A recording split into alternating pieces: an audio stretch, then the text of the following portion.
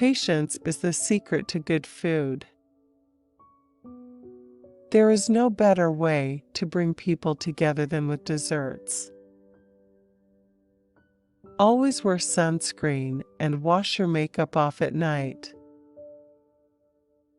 Like baseball, food will never go out of style. We will always need to eat, and we will always find it entertaining.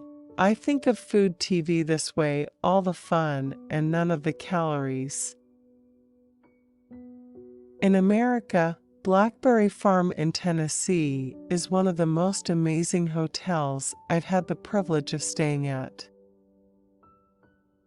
I sit at this really weird crossroads. My job requires me to take in calories. I take care of myself. I eat healthy.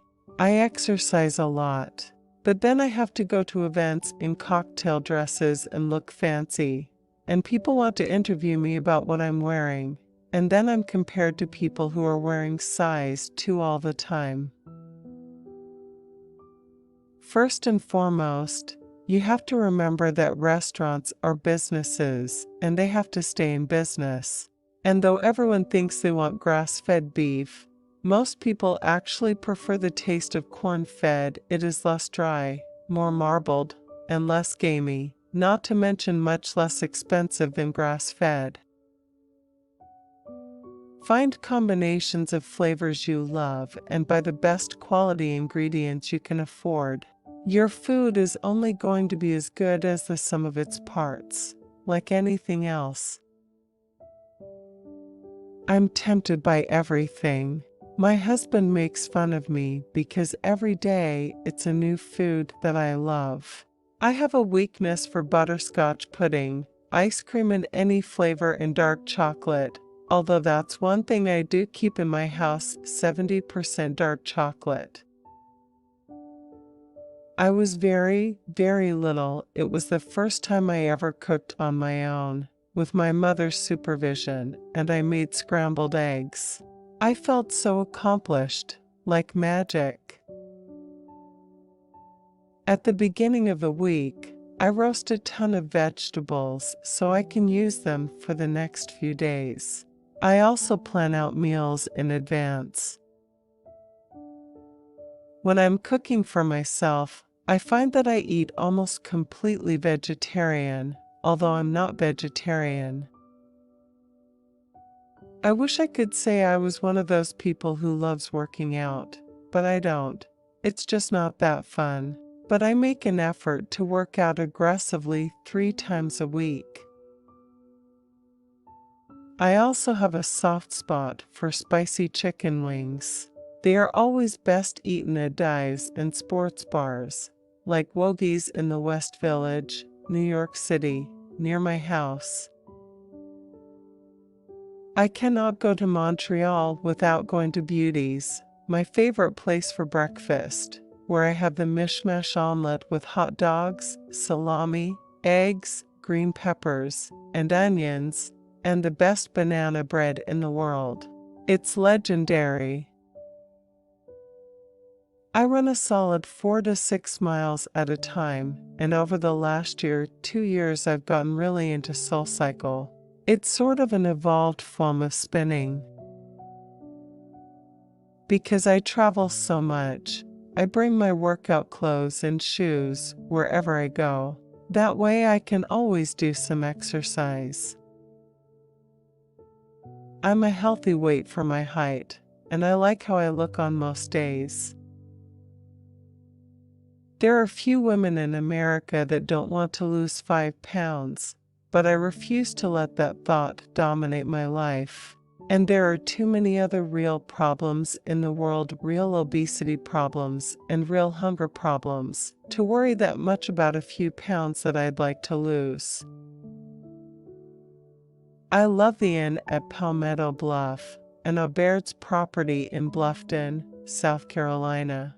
It's a spectacular corner of the world, with massive old trees lined with Spanish moss, and alligators swimming in the river.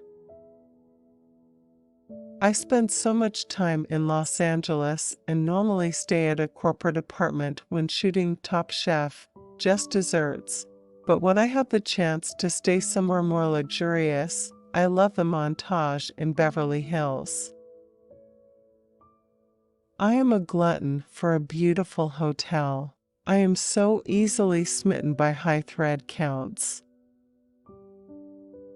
Balance is key in cooking. You want a little acid, a little sweet, a little savory. The flavors should be harmonious. There's not a single chef I know of that does not think about the politics of the food they're serving. You don't get second chances in the real world. I never really drank coffee in college, but now I'm on my feet all day and out all night, and can't believe it hasn't always been in my life. When morning comes, I crave it. Patience was not something that came naturally to me, but in cooking it is the quintessential skill. When I diced vegetables, it was painstaking work to make sure that every single piece looked the same, a 1/4 inch cubed for small, 3/4 inch cubed for large. It's a matter of practice and precision. I reveled in the most basic rules and techniques that are the foundation of professional cooking. For example, it is essential to use a sharp knife. The sharper the knife, the more fluid and precise your work, and the less likely you are to get hurt. Dull knives are a danger, they slip far more often. Canada is a big part of my life.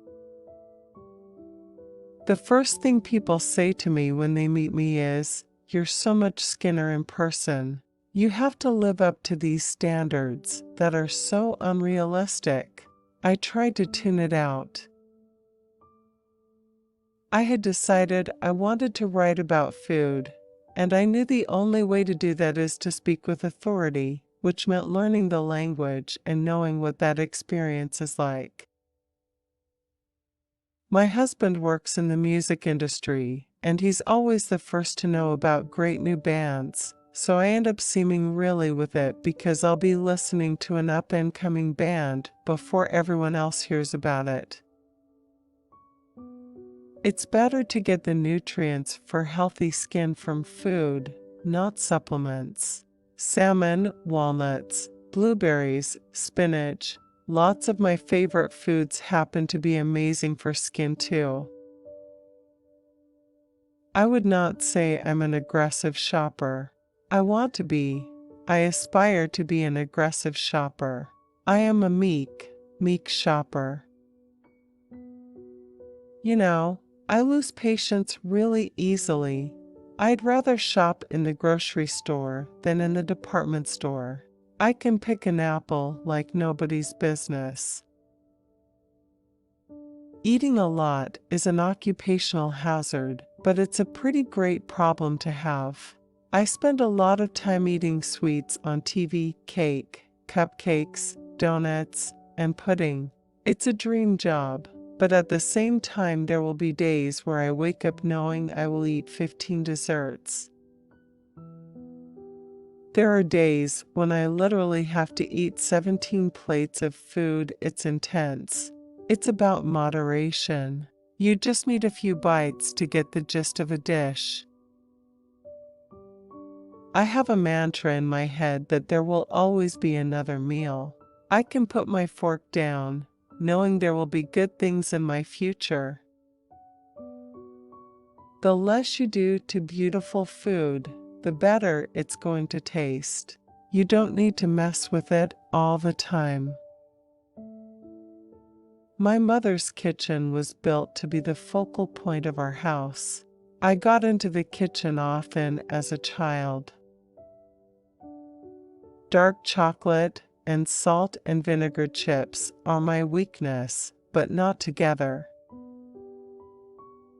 I cook mostly vegetarian vegetable and bean stews, quinoa salads.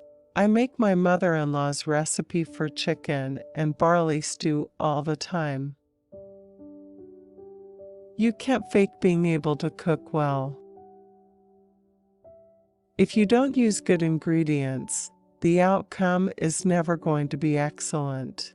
But if you buy the freshest ingredients that are in season, at their peak, and you cook with them, you can't really go wrong. A big thing that gets people in trouble in the kitchen is not reading the recipe from start to finish before you cook it. Before you start anything, read through the entire recipe once.